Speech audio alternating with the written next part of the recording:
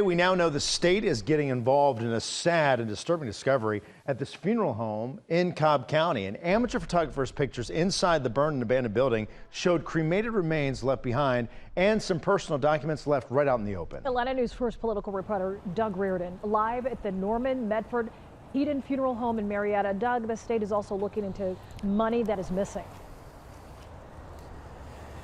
Right, they're more concerned about what was missing than what was found here, and it's because this funeral home, like so many others do, allowed customers to prepay for things like headstones, funeral plots, and even services.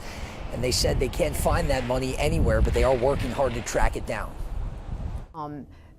The money, the movement of the money, the transactions, they tell the story.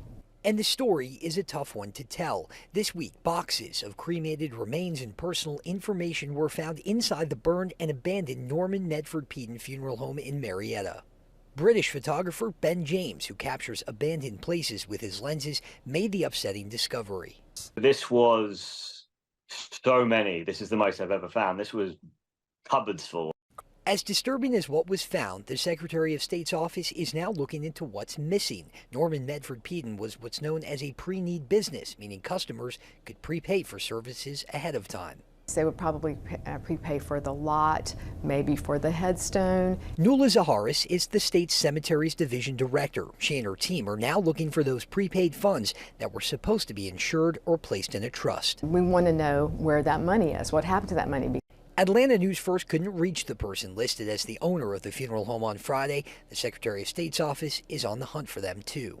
Very good at looking at the money and following the money. Well, the bad actors, they get caught. You know, it takes time, but you eventually get caught. And so they're confident they will recoup this money, but once that happens, they want to know who to give it back to. And so they're asking anyone who has worked with this funeral home in the past on prepaid services to reach out to the Secretary of State's office.